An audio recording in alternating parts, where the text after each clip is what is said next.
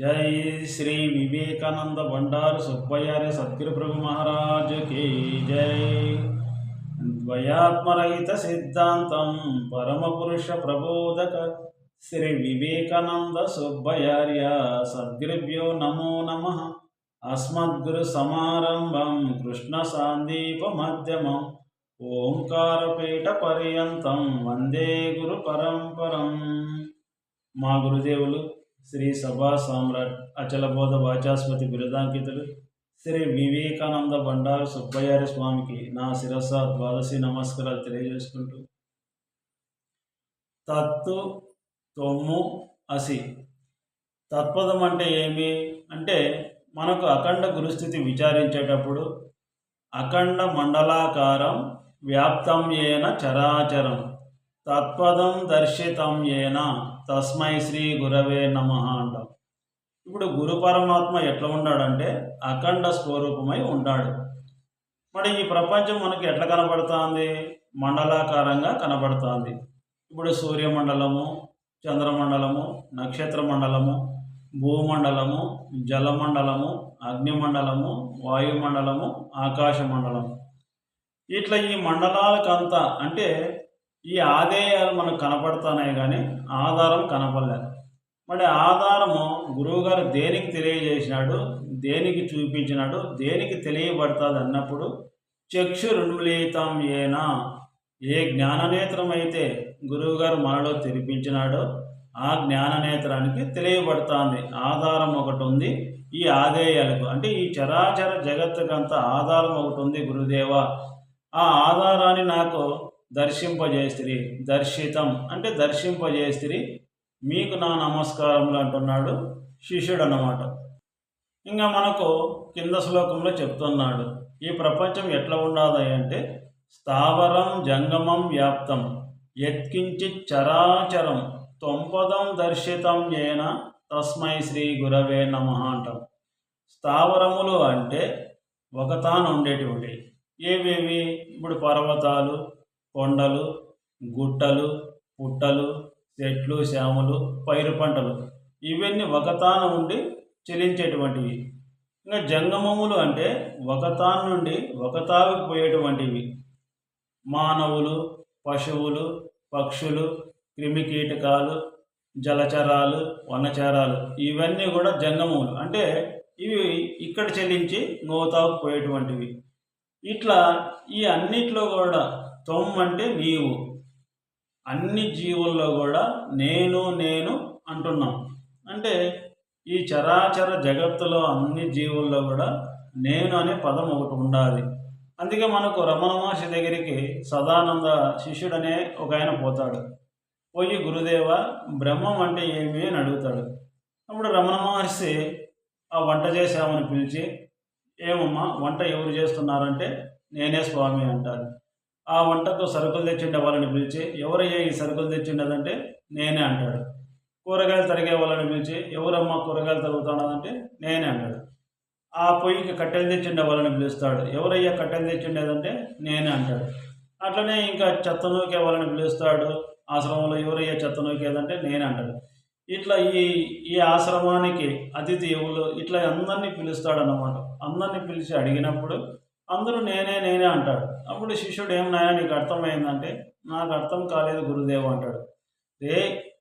అందరిలో ఏదైతే ఉండి నేను నేను అంటా ఉందో అదే రా బ్రహ్మం అంటాడు. అట్లా ఇక్కడ స్థావరం జంగమం వ్యాప్తం యత్కించిత్ చరాచరం త్వంపదం దర్శితం ఏనా. త్వం అంటే నీవు, అన్నిట్లో నేను అనే పదమే ఉండాలి.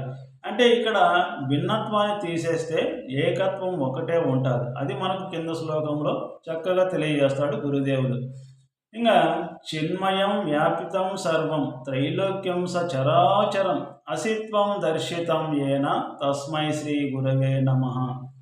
చిత్తు అంటే జ్ఞానము, ఈ జ్ఞానమే చైతన్య స్వరూపం.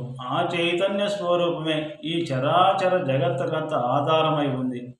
ఆ చైతన్యమే నీవై ఉండవని గురుదేవులు మనకు తెలియజేసినప్పుడు ఆ చైతన్యం నేను. నాకన్నా ఇవన్నీ భిన్న భిన్నాలుగా ఉన్నాయి. అట్లా తత్తు తమ్ము ఈ రెండు తీసేస్తే ఉన్నది ఒక చైతన్య స్వరూపమే. ఆ చైతన్య స్వరూపమే నేను అనేది మనకు ఇక్కడ ఉపదేశ క్రమంలో గురువుగారు మనకు చక్కగా తెలియజేస్తాడనమాట. అంటే తత్ అంటే ఈ బ్రహ్మాండానికి అంతా ఆధారం. తొమ్ అంటే ఈ 96 తత్వాలకు ఆధారం అదే ఉంది. మరి అది మనకు తెలియదు కదా. గురువు దగ్గరికి పోయినప్పుడు అది నీవై ఉండావు అసి అంటే అయ్యి ఉండావని గురుదేవులు ఇట్లా చక్కగా మనకు తెలియజేసినప్పుడు మనకు తెలుస్తుంది అన్నమాట.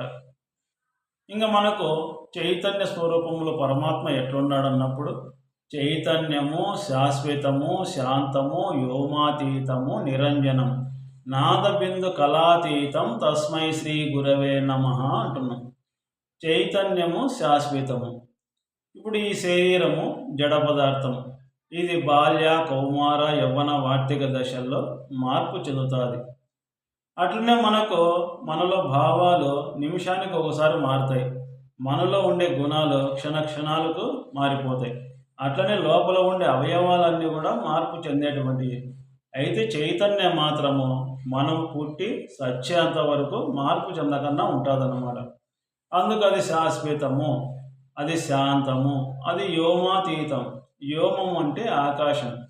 ఆకాశం మనకు శూన్య రూపంలో కనపడినప్పటికీ అది మాన్య రూపంలో అంతరేంద్రియాల రూపంలో ఉంటుంది కాబట్టి అది ఆ విధంగా ఉంటుంది. అందుకు మాన్య రూపంలో కనపడేది మళ్ళీ శూన్య పదార్థం లేకపోతుంది కాబట్టి అది శూన్యమైతానే ఉన్నది చైతన్యం ఒకటే నాయన అంటాడు. అంటే ఆకాశానికి అతీత స్వరూపమే చైతన్య స్వరూపం.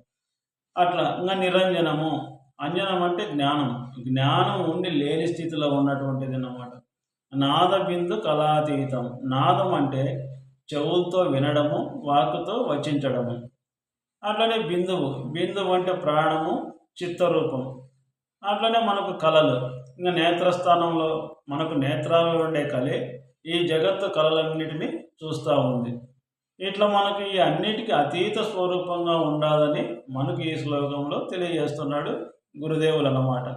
ఇంకా తల్లి రూపము తండ్రి రూపము ఎట్లయినాడు ఆ చైతన్య స్వరూపం అన్నప్పుడు తొంపిత తొంచమేమాత తొమ్మందు తొంచ దేవత సంసార ప్రీతి భంగాయ తస్మై శ్రీ గురవే నమః అంటాం. ఇప్పుడు పిత అంటే తండ్రి, మాత అంటే తల్లి. ఈ చైతన్య స్వరూపమే తల్లిదండ్రుల యొక్క స్వరూపమై మనకు జన్మకారకులైనది. అంటే ఒక చైతన్యమే మనకు తల్లిదండ్రుల స్వరూపం దాల్చి మనకు జన్మ కారణం అయింది. అట్లనే మనకు బంధురూపము చైతన్యమే అయింది. మనకు ఇబ్బందుల్లో ఉన్నప్పుడు ఆదుకునే స్థానంలో కూడా చైతన్యమే ఉంది. అట్లనే దైవ రూపంలో కూడా చైతన్యమే ఉంది. ఇంకా మనకు ఈ జీవకోట్లకు అన్నిటినీ రక్షించడానికి అన్నపానాలు కూడా ఆ చైతన్యమే అయిందన్నమాట.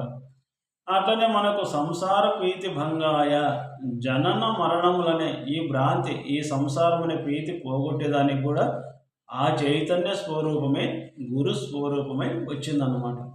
ఇట్లా ఈ అఖండ గురుస్థితిలో గురుదేవులు మనకు చక్కగా తెలియజేస్తాడన్నమాట ఈ విధంగా.